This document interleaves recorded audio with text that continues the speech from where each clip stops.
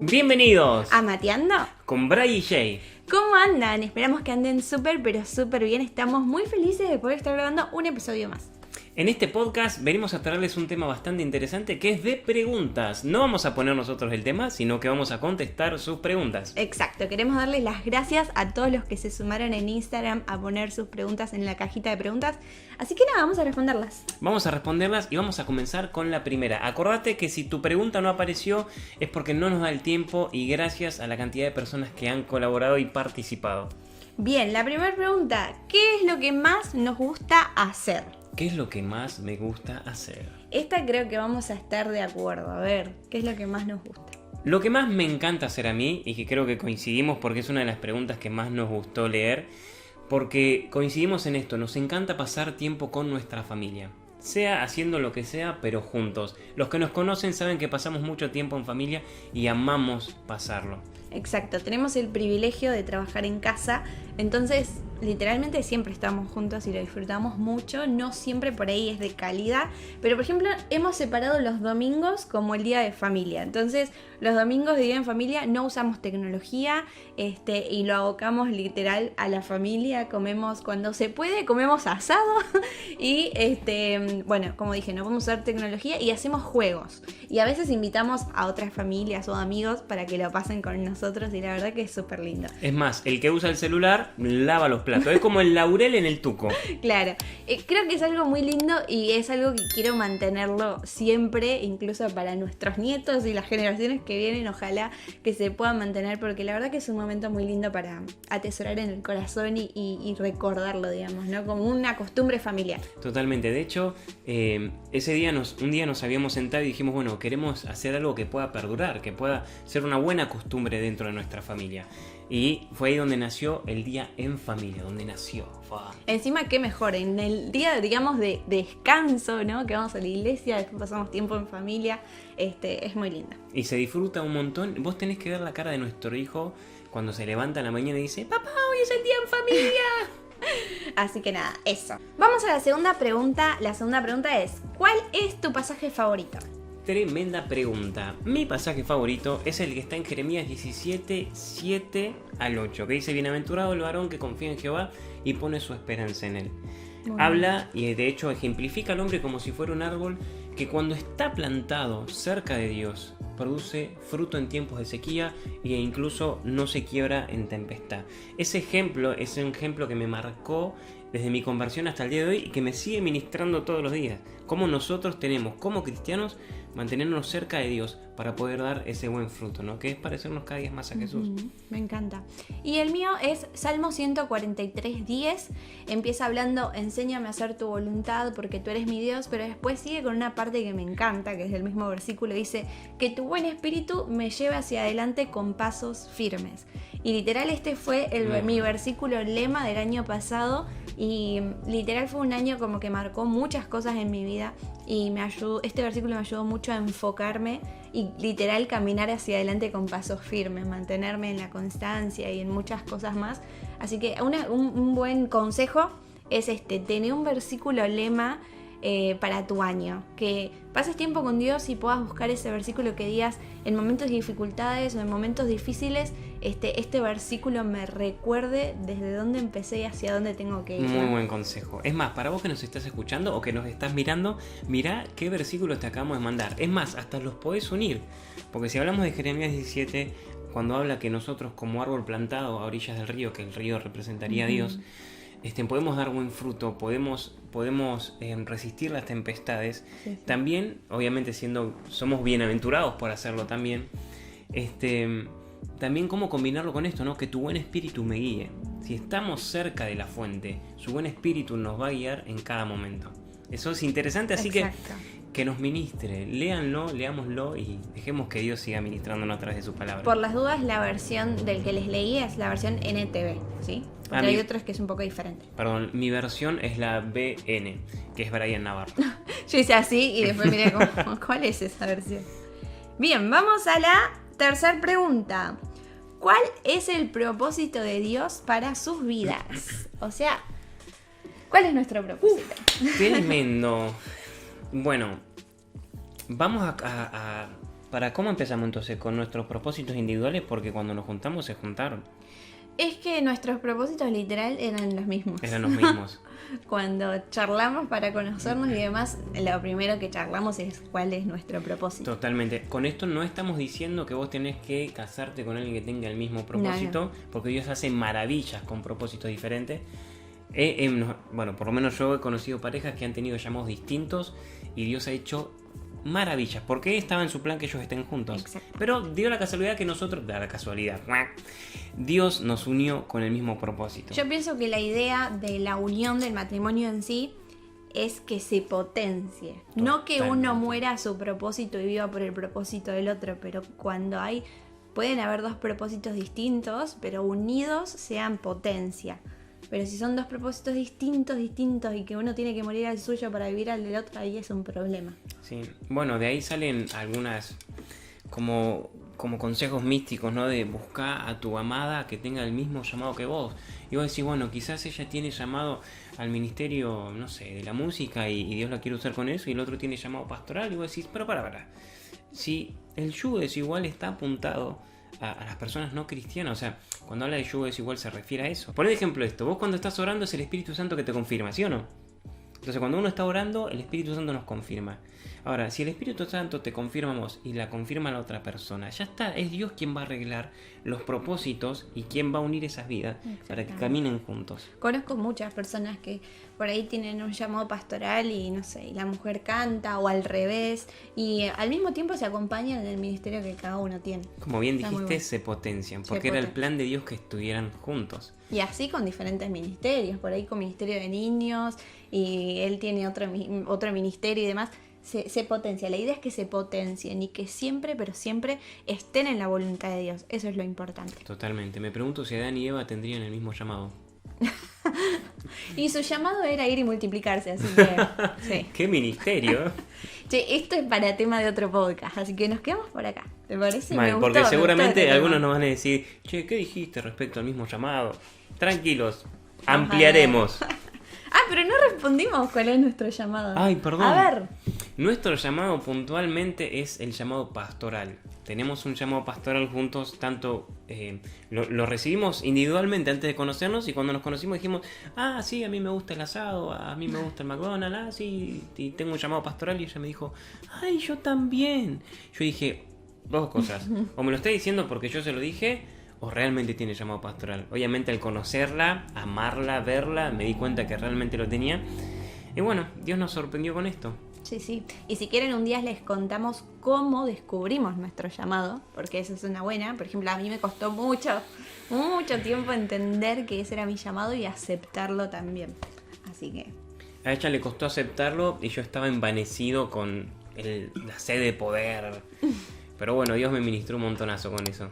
A veces Además pienso que el llamado pastoral no es vivirlo solamente de la plataforma, desde que muchos te vean, sino desde lo cotidiano también, desde recibir gente en nuestra casa, de poder ministrarlos, de poder ayudar, de poder acompañar. Tratamos de vivir ese llamado desde las cosas más simples, hasta por ejemplo este podcast que vos nos estás escuchando. Creemos que Dios también quiere hacer cosas con esto y podemos vivir nuestro llamado de la manera más simple, no solamente con un título. Totalmente. De hecho, cuando yo recibí mi llamado me pasaba eso que vos decías. Yo pensaba lo pastoral desde la plataforma. Yo decía, por eso hablaba, ¿no? Que a veces que yo tenía desencontrado el llamado con mis anhelos. Y yo pensaba que mi llamado era como plataformil, ¿entendés? Cuando yo estuviera ahí arriba, ahí recién se iba a cumplir. Cuando viniera la gente y me diga, qué bien, ahí yo dije, ahí se va a cumplir. Y Dios me ministró un montonazo al punto de que hoy por hoy, por ejemplo, como familia vivimos nuestro llamado desde lo simple, lo sencillo y lo cotidiano, ¿no? Que es mostrar a Jesús en cada oportunidad que tenemos. Exacto. Vamos a la próxima pregunta. ¿Cuál fue el mayor conflicto de casados? ¡Apa, papa! ¿Quién escribió eso? Creo que fue una señora llamada Noelia Arraigada. Tomá mate. Pero sí. A ver, ¿cuál fue? Lo charlamos antes, obviamente. Así que empezamos si querés.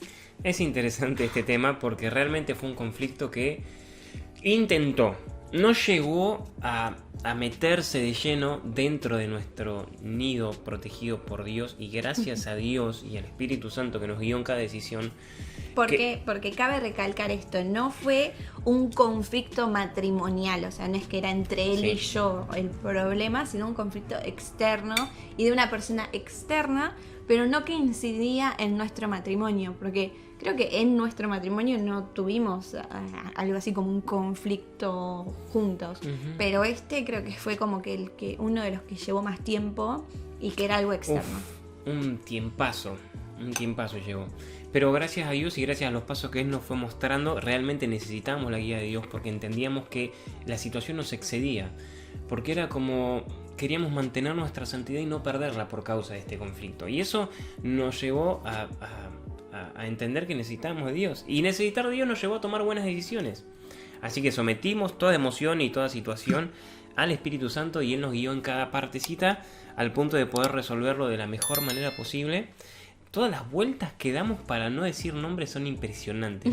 Pero bueno, el conflicto lo vivimos, lo pasamos, Dios estuvo ahí por medio de nosotros y lo importante fue la confianza plena, tanto en nuestra familia, entre nosotros, como en Dios por sobre todas las cosas. Sabíamos que si había un problema y si Dios estaba, se podía resolver. Claro. Así que ese conflicto... Para poder explicarlo mejor, porque obviamente no vamos a dar nombres, no es que era una persona externa, tipo un hombre o una mujer que, no sé, que se metía en nuestra relación en sí, sino que era un problema más, digamos, como familiar en sí, y que nos costaba mucho, más que nada porque Bray me quería cuidar y yo siempre salía herida de la situación, lastimada y demás, entonces Bray quería cuidarme.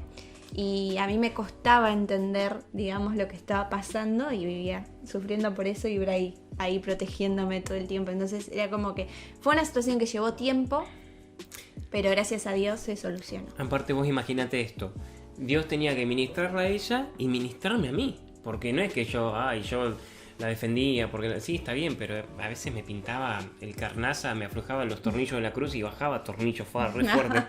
Me aflojaba los clavos de la cruz y bajaba un toque para ver qué podía hacer. Y la verdad que cuando lo quería hacer con mis fuerzas, era como que embarraba más las cosas, ¿viste? Como querer limpiar el vidrio con un huevo. ¿Vos alguna vez quisiste? Sí. ¿Viste cuando limpiaste? No, en realidad no. Ay, qué malos ejemplos que doy. Bueno, lo que sí le queremos decir a la gente que está escuchando, si vos tuviste o pasaste algún problema en familiar o un problema matrimonial, con Dios en el medio se puede, con la guía del Espíritu Santo se puede.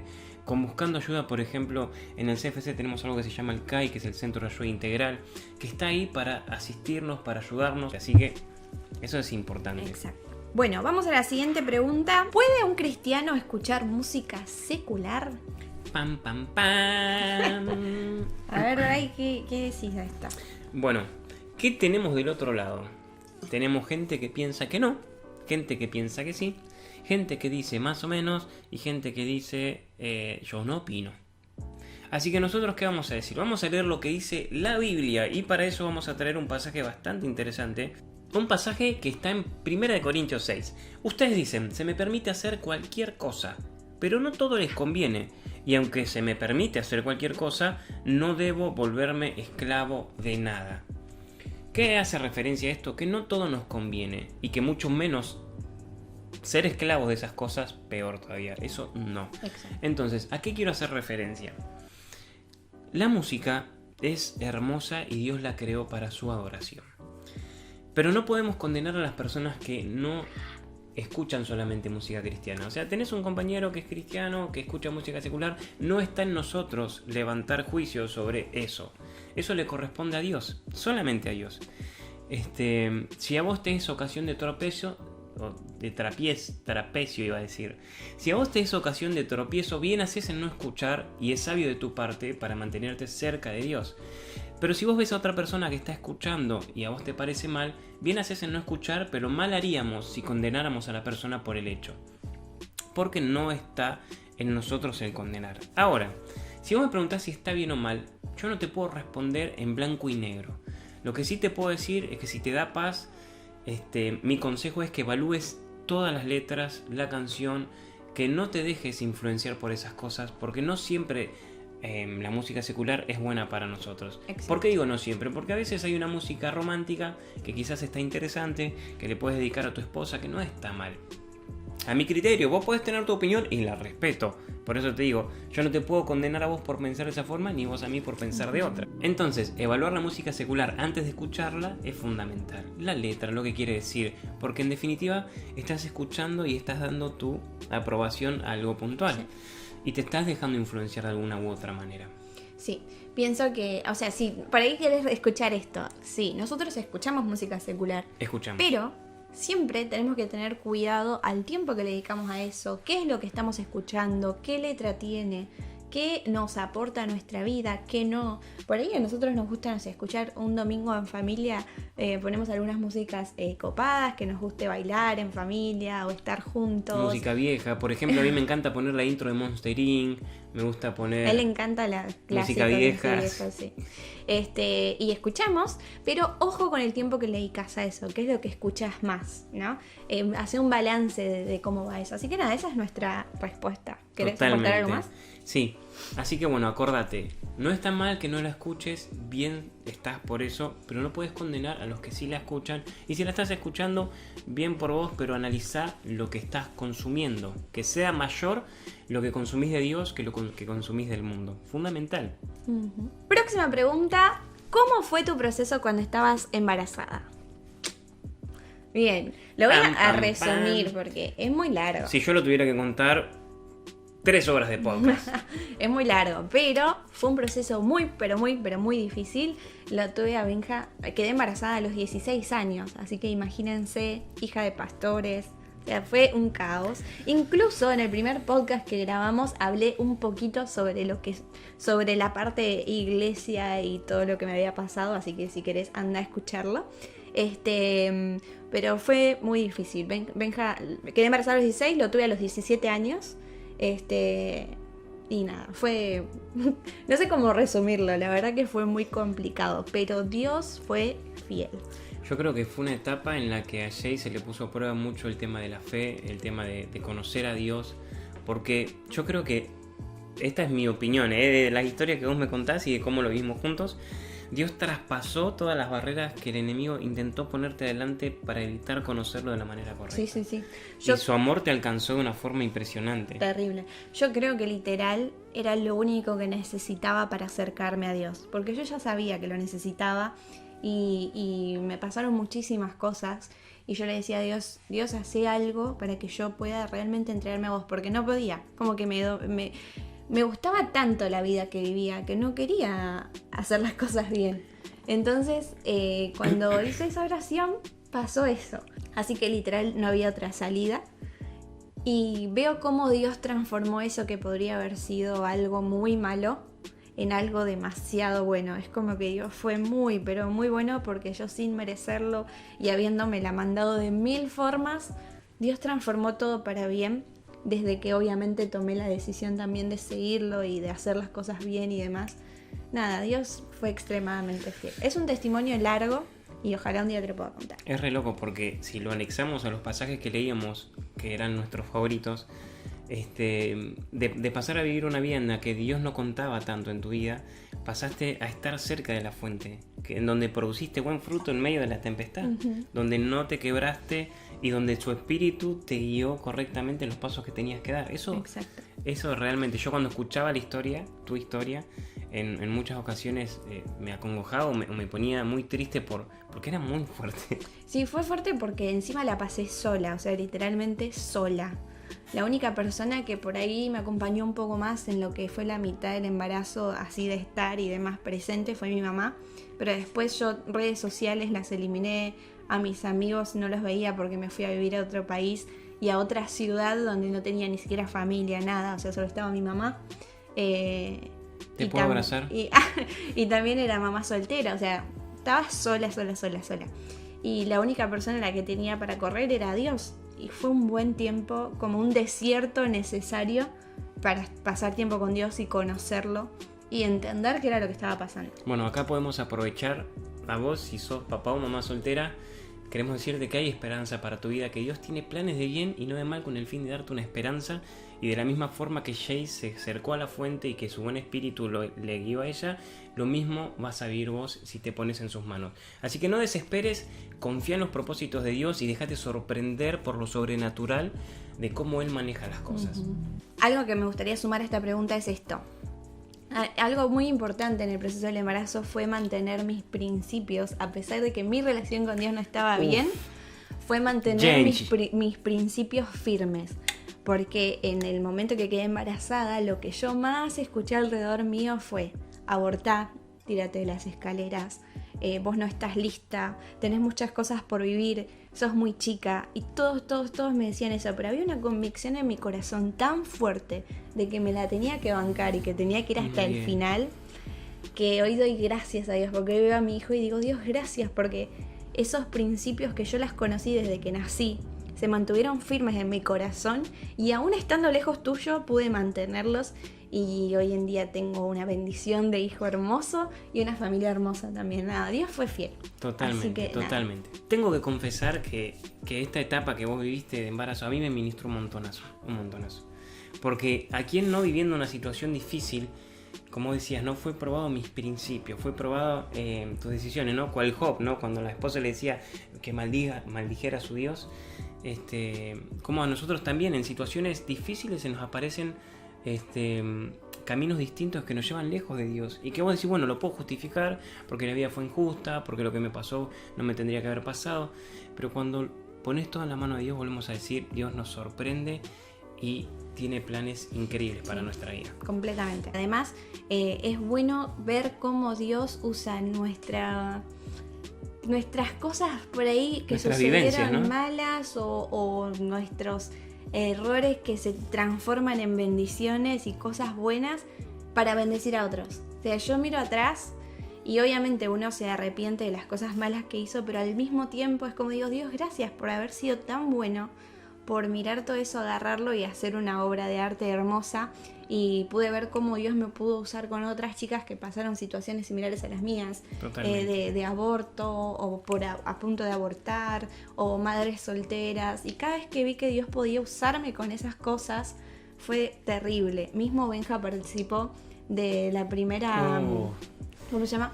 Cuando convocaron la marcha contra el aborto. Sí. Verlo a Benja cantar arriba de la plataforma yo lloraba porque decía: qué loco, o sea, lo que podría haber pasado porque por influencia de otros, gracias a Dios no pasó, porque estuve a punto de hacerlo obligatoriamente y gracias a Dios eso no sucedió.